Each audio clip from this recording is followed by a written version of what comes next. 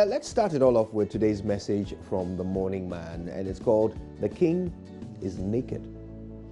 Now, I remember the first time I read The Emperor's New Clothes. I remember closing the book afterwards and feeling particularly annoyed at the character of the little boy who shouted out that the king was naked.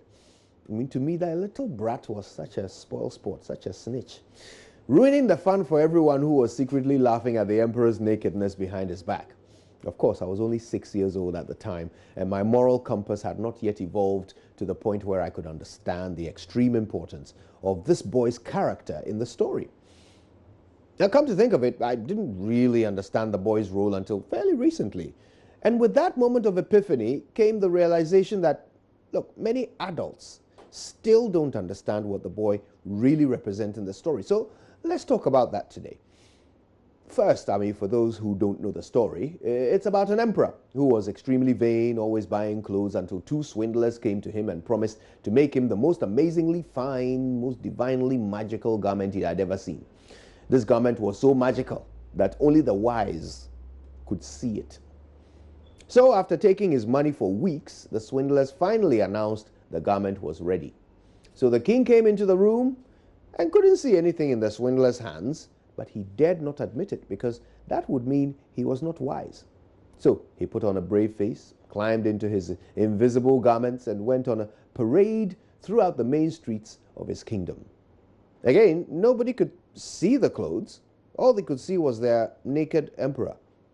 But all were too scared to admit that he was not wearing any clothes because nobody wanted to be accused of being unwise. So they laughed behind his back instead. Until a little boy with nothing to lose shouted, "The king is naked." And suddenly everyone felt able to speak the unspeakable. And the laughter that ensued, of course, was to the bitter embarrassment of the emperor. And he, along with all readers, were left with a strong lesson about the dangers of vanity. But for me, there was another lesson, which was represented by the little boy. You see, as a people, we share a fear that is often more prohibitive, more pathological, more paralytic than the fear of flying, or the fear of snakes, or even the fear of death. And that is the fear of feedback. We hate being wrong. We cannot bear other people's negative opinions of our works or our words. It's as if we consider it some sort of curse to be wrong. When people tell us that they don't like something about what we have done or said, our first instinct is to defend ourselves, to explain our choices. Our aim is not to understand our critics, but to get our critics to understand us. These days, I'm beginning to understand more and more what utter folly that is. I recently read a quote that really made me think. The quote is, "It's not about what we produce, it's about what is consumed." My dear friends, this is true about every single thing we do. It applies to every profession, every product, every word we ever say or write. Whatever we produce has no meaning if it is not consumed. So the opinion that matters the most is the opinion of your consumer. Have you ever caught yourself in an argument on social media because someone has misunderstood your comment? Have you ever caught yourself trying to defend your actions to a client or a customer? Well, here's the truth, and it's simple. If they think you didn't do it right, then you didn't. Because the fact that they didn't enjoy consuming it as well as you expected means you didn't produce it as well as you thought. Now, what if this complaint is, or that this complainant is in the minority? After all, you can't please everyone, right? Well, think about it this way. Let's assume 90% of your consumers like what you do.